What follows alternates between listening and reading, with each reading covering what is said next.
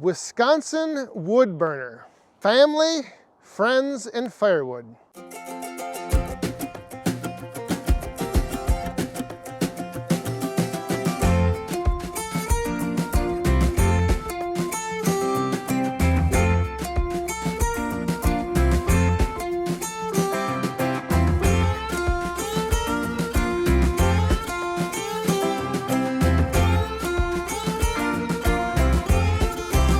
So welcome back everyone to the Back 40 Firewood channel. One of my goals this year is to increase production and increase sales. I know a lot of you have been telling me for a long time, I need to start selling more wood. Even though I'm still going to maintain myself being my biggest customer, so I am going to make most of the wood for myself, but I also want to start offering possibly more services. I've been thinking of a name to call myself. In addition to Back 40 Firewood, I think I like the sound of Wisconsin wood burner. That way I'm burning wood, I'm selling smaller quantities, and I can be all about family, friends, and firewood, all wrapped together. Now that I have a good inventory built up, I'm able to sell a little bit more and be able to maintain staying ahead, so I can always have a nice supply of seasoned firewood on hand, which I think is one of the keys to selling recreational firewood. Is you got to have it dry, you got to have it ready to burn and ready to go. I'm coming to realize I'm probably going to need some help in the wood yard. Let me introduce you to employee number one. Right here I've got cheap, free help. Well, I guess you can't be cheap and free. Free help! Free help is the best help to find. So one of the challenges that I face is that I bring back wood and I end up having to separate out like pieces that will end up being for myself to burn, and then wood that I split for recreational use, like bundles or the roadside stand. So today what we're going to do is we're going to start separating this stuff out. I know that it's probably not going to make much sense to take some of this wood and just toss it over to the side, but that's what we're going to do. You may think that that will be adding touches to the wood. This wood, I didn't do anything to get it here. It's not like I was out in the woods, I bucked it up, I carried it, put it in a trailer, brought the trailer over here, unloaded the trailer, put it on from the trailer onto the splitting shelter onto the splitter, so that'd be like 2 or 3 touches. I'm ahead of the game. So we had locusts in here, that's the stuff that I split bigger, sometimes just a single pass through.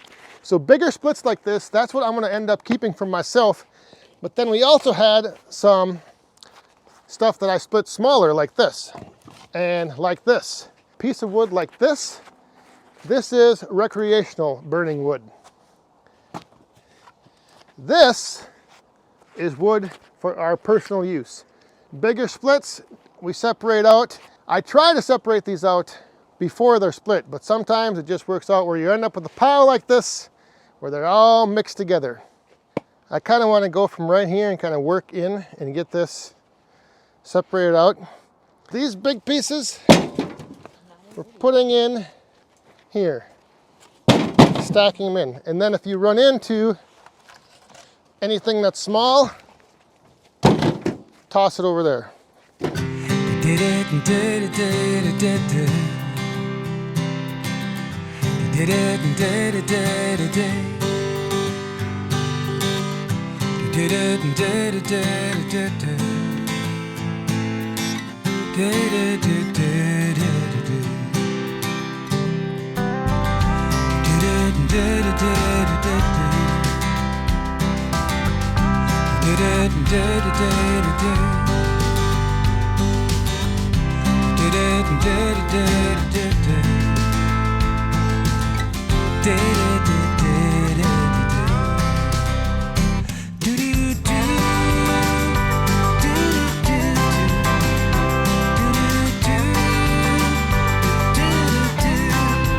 One of our mottos here at Wisconsin Wood Burner is we never let the wood touch the ground.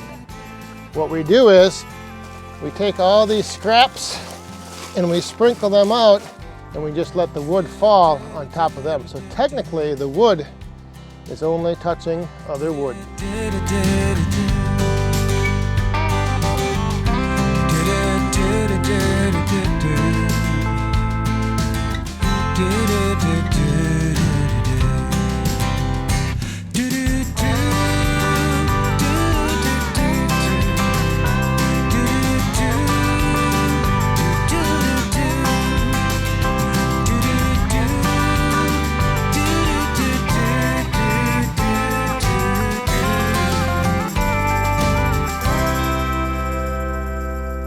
Like I mentioned earlier, the one problem with wanting to increase sales of firewood is if you're not ready to do that, if you don't have the inventory to do that, it's going to be a quick run and you'll be out. So that's why for the last year or so, I've slowly been building more and more of my inventory up back here in the wood yard. The plan would be to have either IBC totes or the trailer parked in front of the splitter so we won't have to be digging out the wood in front of it. But for right now, I just don't have anywhere to take this wood and stack it. I have some ideas and some plans. I want to build another shelter to where I can stack and store wood inside of that. And the area over there is all covered with snow, and I don't want to lay down any pallets on top of the snow just because that ends up being a problem once the snow thaws. I would like to get to the point where I can kind of separate out more ahead of time, so that way I do know whatever I am splitting is going to be for one or the other, either recreational or keeping for ourselves to burn. That's the one nice thing with the Yappa is I know everything that goes through the Yappa is either going for bundles or the roadside stand. So that's all, you know, fine and dandy. But when I bring logs back here and I buck them up, and if I get, you know, an odd cut off, a piece that's, you know, over there's like a crotch, and it's probably gonna end up being like 20 inches long, like that's gonna be kept for ourselves. It's gonna be mixed right in with the other rounds, however, so a lot of the times I end up with a pile of splits that does need to somewhat be separated. And once I get everything set and built for my new shelters to store and stack the wood in, then it will make it, you know, a little easier because we won't have such a big pile. It's just that now with everything being covered in snow, the ground is, you know, covered in snow, the pallets that I want to use over there are frozen. I don't want to add, I like to have something underneath the pallets, so I don't want to put that down on top of the snow. So we'll wait for spring, and once spring comes, we'll have a nice big pile over here to stack, which we'll do a little spring stacking, stacking and sorting potentially, because this tote that we were filling up is my last tote that I have for storing firewood in. So I may potentially be getting more. The only thing with the totes is like this shelter back here, if I stack wood from the floor to the ceiling, I get a lot more wood in than if I were to just set one tote underneath the roof. So hope you enjoyed. Thanks for watching. We'll see you next time. Stay safe, have fun, and be cool. Are you a woodhound? Get in here.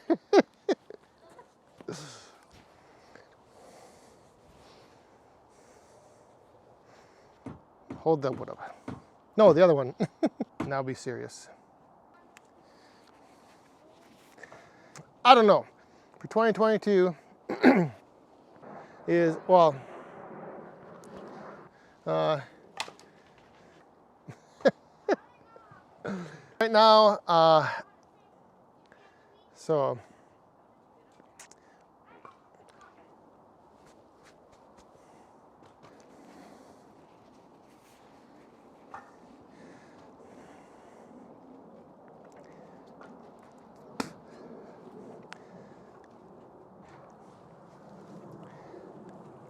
like a,